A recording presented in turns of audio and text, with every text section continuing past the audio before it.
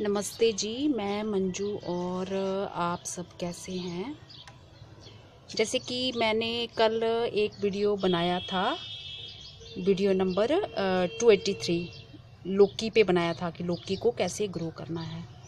और मैंने ड्रम के इस साइड में लौकी के लिए ऐसे मिट्टी डाल के उसको ग्रो कर दिया था।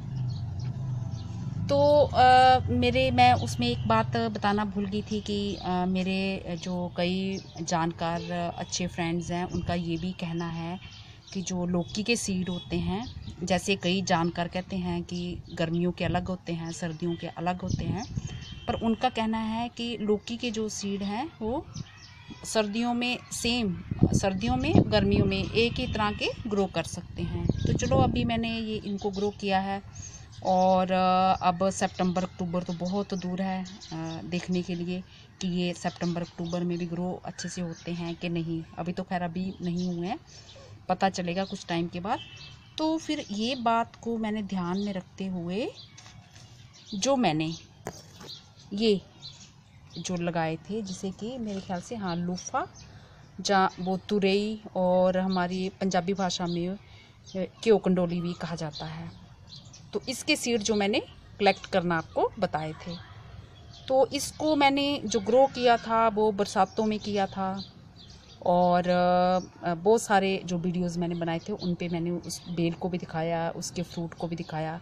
हालांकि ये कंपोस्ट इसमें बन रही थी, तो कच्ची वो जो भी मैंने वेस्ट मटेरियल डाला था उसी में लगा दी थी बेल मैंने।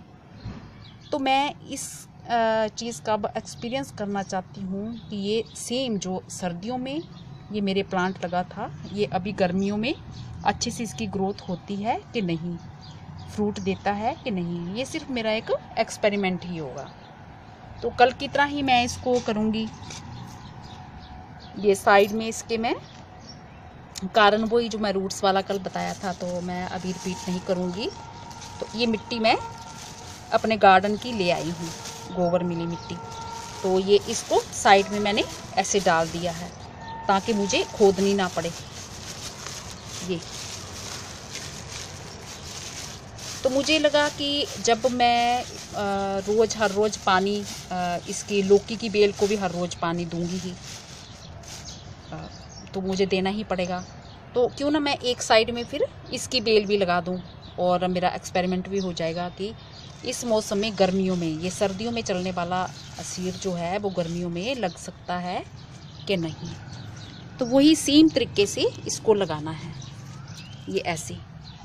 तो ये मैंने कैमरा हाथ में पकड़ रखा हुआ है, तो हो सकता है ये थोड़ा हिल रहा हो, कैमरे की क्वालिटी अच्छी ना हो। इस तरफ तो हमारा लौकी का लगा हुआ है, बिल्कुल साइड में लगाना है ताकि हमारे और जो प्लांट्स हैं वो ख़राब ना हो।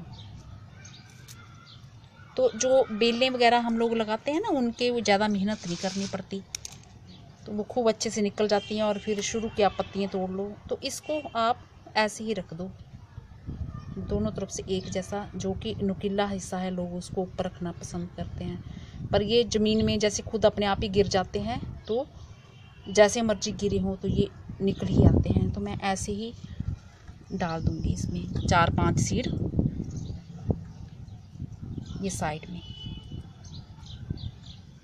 तो अब जितनी मेरे को मैं देखूँगी अगर निकलेंगे तो उतने 1 या 2 बेल रखूँगी, बाकी मैं उखाड़ के फेंक दूँगी। तो बस मैं इतने ही लगाती हूँ, ज़्यादा नहीं लगाती हूँ, रहने देती हूँ ये। और मन किया तो मैं इसमें कुछ और भी फिर ग्रो कर दूँगी, एक आधी बेल कोई किसी और चीज़ की भी ग्रो कर दूँगी, चाहे करेला ही ना कर दूँ, वो भी मैं एक्सपेरिमेंट के तौर पे जो सर्दियों वाला करेला वो भी देखूँगी लगा के। अगर हो जाता है ठीक है, नहीं होगा तो ज़्यादा से ज़्यादा हमारा सीड ही ख़राब होगा। वैसे भी सीड हमारा फ्री का ही है, जो बाज़ार से करेले ख़रीदते हैं तो उन्हीं में से निकाल के मैंने करेले ग्रो किए थे, और घर के करेलों में से मैंने फिर सीड तैयार किया था। बस ये सिंपल ऐसे लगाना है। तो ये सीधे मैंने लगा दिया है। अगर आप जैसे ही मैंने कल बताया था आपको पॉली बैग में ग्रो करना, तो आप उस तरह से भी इसको ग्रो कर सकते हैं। और क्या है, अब आपने इसमें पानी दे देना है, ये पानी बस मिट्टी जो आपकी है मॉइस्ट रहनी चाहिए। तो इस एरिया में जो धूप है हिस्से में, वो सुबह से लेके 1:30 बजे तक रहती है इतनी। जब कुछ पहले चली जाती है इतना टाइम रहती है। तो अगर बेल ऊपर निकल जाती है फिर तो उसको धूप मिलती रहेगी।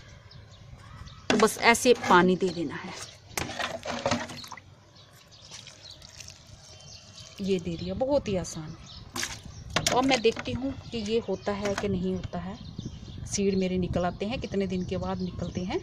और जैसे कि मैंने अभी एक वीडियो में बताया है कि मेरे जहाँ पे जो गर्मी है बहुत ज़्यादा हो रही है और आज भी धूप इतनी तेज़ है, तो ऐसे लग रहा है कि जैसे जो इस टाइम का जो टेम्परेचर है वो बहुत ही ज़्यादा गर्मी वाला लग रहा है। जैसे अप्रैल के एंड में गर्मी होती है उस टाइप का लग रहा है। और आप जानते हैं आज डेट कितनी है, 8 फरवरी हुआ है।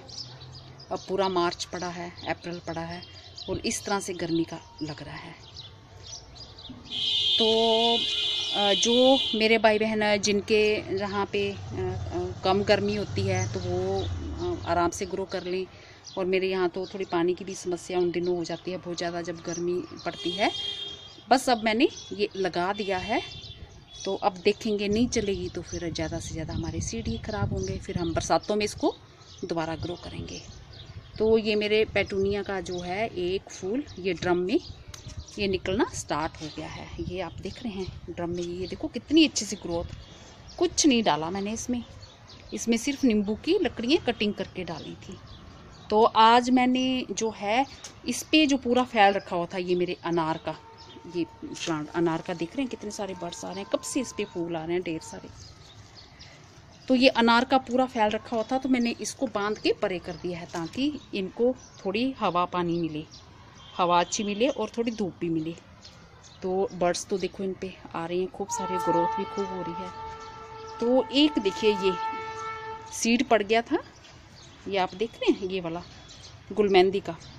तो सर्दियों के कारण जब बहुत ठंड थी तो इस तरह से इनकी पत्तियां ऐसे सफ़ेद हो गई, पर फूल खिल रहे हैं इन पे। तो अब मैं इसके सीड भी दोबारा लगाऊंगी, बालसम के इसके सीड भी लगाऊंगी। और फिर उसके बाद बरसातों में तो मैं हमेशा लगाती ही हूँ, 2-2 3-3 बारी मैं लगा देती हूँ और वो होते ही रहते हैं, वो आपने देखे ही होंगे रंग बिरंगे। तो मैं अभी इसके सीड भी लगा दूँगी।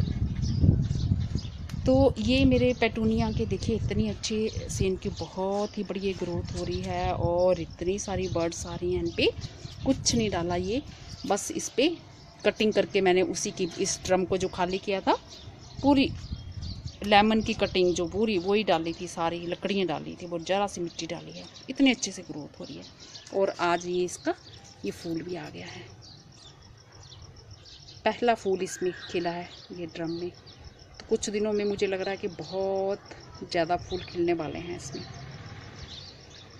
तो होप करती हूँ आपको मेरा ये वीडियो भी पसंद आया होगा। और कई मेरे भाई बहनों की ये उनको पूछना होता है कि जैसे उन्होंने कोई बेल लगाई है, उन पे फूल आ रहा है बट फूल वो झड़ जाता है, तो वो फल नहीं, फूल टिकते नहीं हैं। जब फूल नहीं टिकते हैं तो फिर फल कैसे बनेगा। तो सबसे पहले तो वो जो जानकार लोग हैं वो ये उनका बोलना होता है कि जब फूल आते हैं किसी भी पेड़ पे, ट्री ले लो, चाहे आप वो ले लें, बेल वगैरह कोई भी ले लें सब्जी की। तो किसी मेरी बहन ने पूछा था कि लौकी की बेल पे उनके फूल झड़ जाते हैं। तो उनका कहना होता है जब फूल आते हैं तो जब तक मटर के दाने जितना उस पर फ्रूट नहीं बन जाता है तो पानी नहीं देना चाहिए।